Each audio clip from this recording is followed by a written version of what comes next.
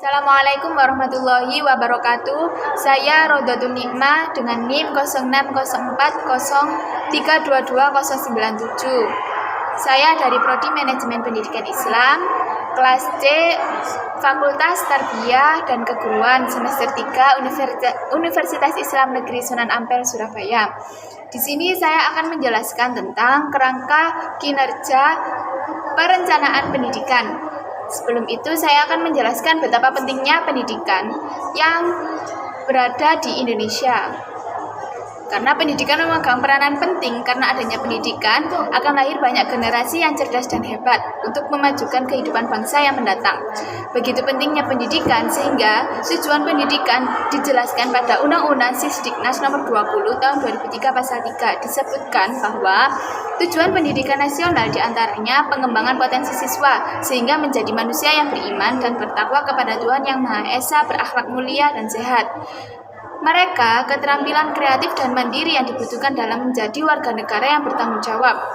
Dengan begitu, sistem pendidikan yang berkualitas akan berdampak positif pada generasi penerus bangsa dan negara.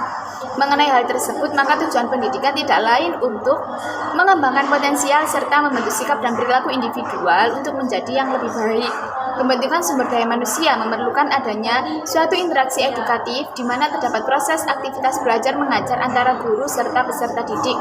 Hal ini menunjukkan sekolah merupakan lembaga resmi yang di mana dikelola oleh pemerintah serta masyarakat adalah wadah yang memungkinkan seorang peserta didik untuk meningkatkan pengetahuan serta tempat menciptakan generasi. Kemudian untuk perencanaan sendiri yaitu suatu proses pengambilan keputusan dengan berbagai alternatif tentang sasaran dan juga cara yang akan dilaksanakan ke depannya demi mencapai tujuan yang telah direncanakan dan juga pemantauan serta penilaian atas bentuk hasil pelaksanaannya dan di mana cara sistematis serta berkesinambungan.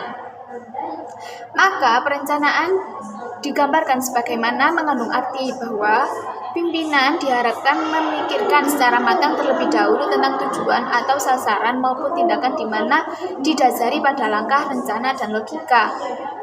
Kemudian, suatu rencana akan mengarahkan pada tujuan organisasi atau lembaga juga dapat menetapkan ketentuan terbaik dalam mencapainya. Dan rencana yaitu dasar dan juga pedoman bagi organisasi atau lembaga dalam memperoleh sumber daya dan mempergunakan dalam mencapai tujuan yang telah ditetapkan sebelumnya. Dan perencanaan strategi sendiri adalah alat kepemimpinan yang membantu para pemimpin menentukan apa yang mereka inginkan untuk mencapai organisasi di masa depan atau pendidikan di masa depan. Dan pemimpin dan bagaimana bekerja ke arah itu sesuai dengan tujuan yang ingin dicapai. Dan proses yang menentukan tujuan organisasi atau pendidikan dan mengalokasikan sumber daya untuk mendukung berbagai bagian organisasi. Perencanaan strategis itu suatu bentuk perencanaan yang matang, dalam artinya perencanaan yang mengaitkan masa depan ataupun tujuan dari suatu organisasi maupun pendidikan, dan bagaimana strategi itu dikelola atau bagaimana mengelola strategi sehingga akhirnya dapat secara efisien dan efektif. Kemudian rencana strategis perlu dijabarkan berdasarkan visi misinya.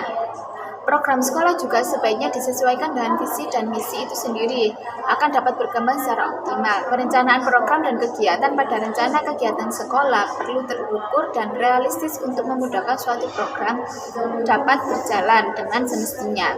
Kemudian, hal-hal yang ditentukan dalam rencana strategis adalah sebagai berikut.